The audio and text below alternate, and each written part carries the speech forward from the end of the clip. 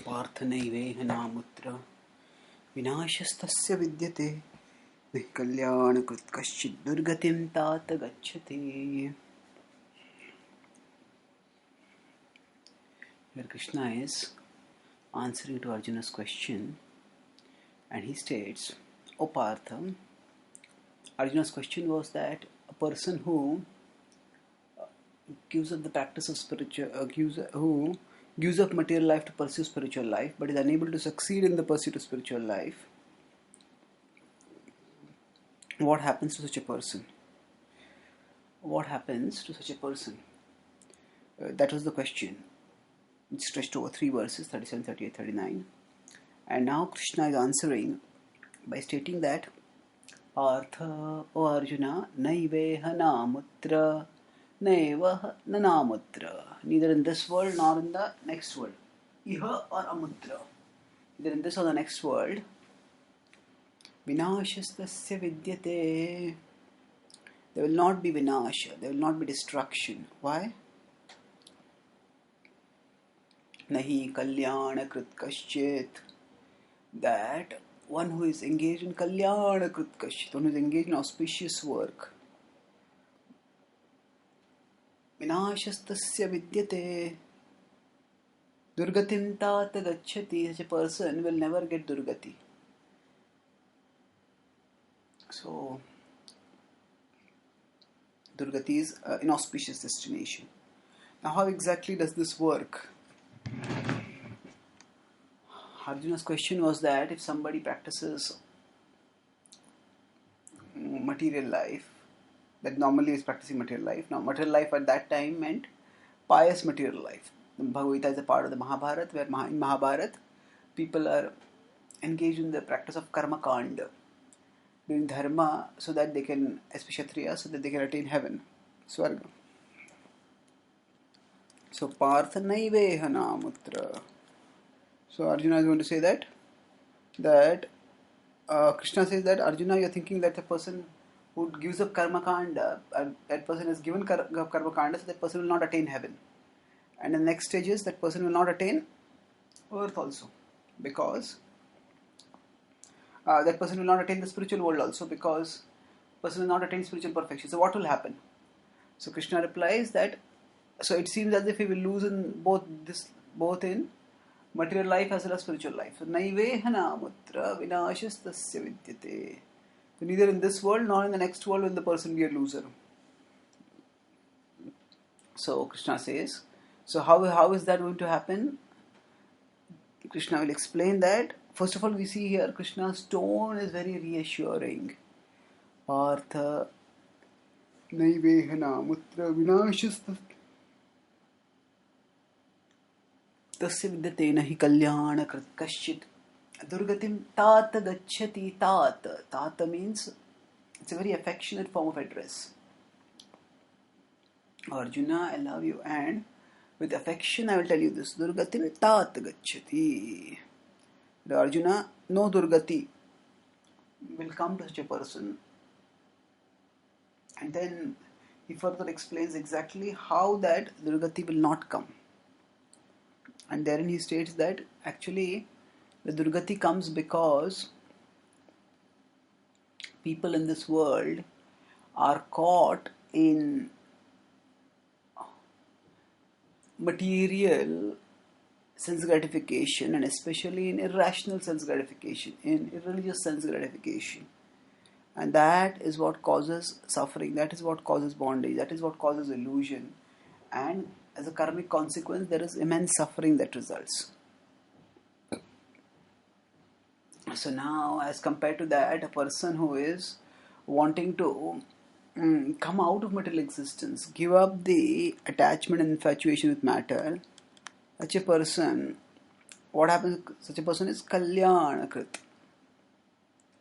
Kalyanakrit is, such a person is engaged in auspicious work.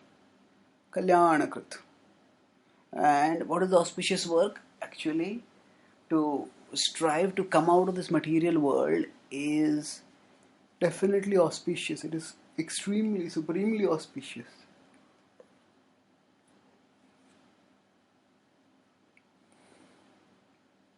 And one who seeks such an auspicious destination, such a person will never meet with evil. No matter what the specific trajectory of that person may be. That's what Krishna is assuring over here.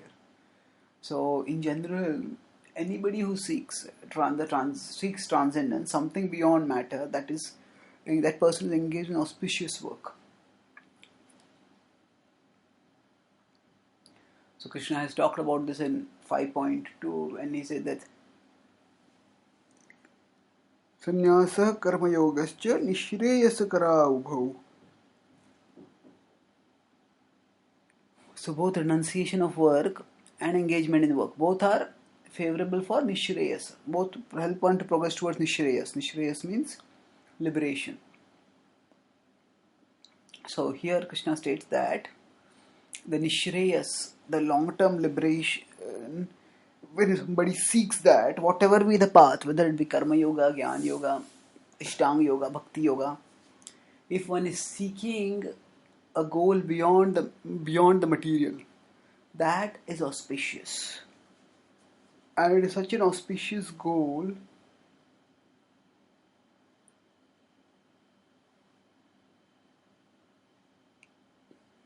that Krishna appreciates. Kalyana Krit.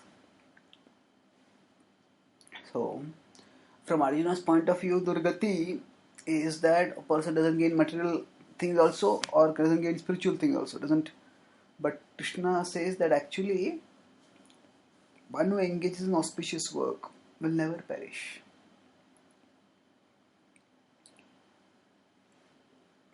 So now let's understand how this will happen. This will be analyzed in the next series of verses. But a quick recap. Krishna says that there are two possibilities for a person, two broad possibilities for a person who deviates from the path of yoga. So if that person has done some practice of yoga, not made huge spiritual advancement, then that person is deviated, and that person is deviated because of the desires for worldly gratification, or for material gratification more specifically. Then Krishna says in the next verse, such a person will be allowed to go to Swarga, and in Swarga that person can attain lasting happiness which lasts for a long time. And after enjoying that sense gratification in heavens for a substantial amount of time, the person can be reborn on earth, where one can continue one's pursuit of worldly life. But the person who comes back to this world will not pursue worldly life, because the person already has spiritual inclination, and further, the person has realized the futility of material gratification by prolonged enjoyment in the heavens. So, and thirdly, because that person will be born in a Shuchinam Shrimatamgi, in a family that is either pure Shuchinam or Shrimatam, wealthy. So if it's pure, then the inclination to practice spiritual life is likely to be inculcated since childhood. And if it's wealthy, then the anxiety for material maintenance will not be there, and that's how the person can practice. So in this way, one way, that means both in the other world also this person gets enjoyment, heavenly pleasure, and then after that the person comes to this world, and here also the person is well situated so that that person can practice spiritual life. In contrast, another way Krishna says is that it's possible that the person atva yoginameva kule bhavati dhimatam etadidurlabtaram loke janme didrusham, atva otherwise yoginameva, the yogi, what will happen to the yogi? May take birth in a family of very advanced spiritualists, kule bhavati dhimatam, and such a birth is very rare, Krishna says. So again, if the families of not just pure Brahmanas or not just Shuchinam but Dhimatam, then with great spiritual intelligence, then the likelihood of such a family giving spiritual impressions and facilitating the spiritual inclination of this child is much, much greater. And that's why such a birth is very fortunate. So overall, Krishna turns what is a lose-lose situation, what Arjuna thinks of as a lose situation, into a win-win situation. Krishna tells Arjuna that Arjuna had thought that if I don't get material success and I don't get spiritual success, both ways I'll be lost. But he says that if I get material success, that the person will get material success in the sense that the person will get material gratification in heavens, and the person will get also spiritual success, means that he will be reborn in a place where one can take off spiritually quite well, or that person may be directly born in a spiritually conducive place where one can continue. So either way, there is no loss. And so Krishna tells Arjuna, do not be in anxiety, do not give up, do not lose hope, do not feel discouraged. And O Tata, or Arjuna, you are very I am very affectionate towards you, and I assure you that there will be no inauspiciousness that will come to you. Therefore, press onwards on the spiritual path determinedly. That's the implication. Thank you.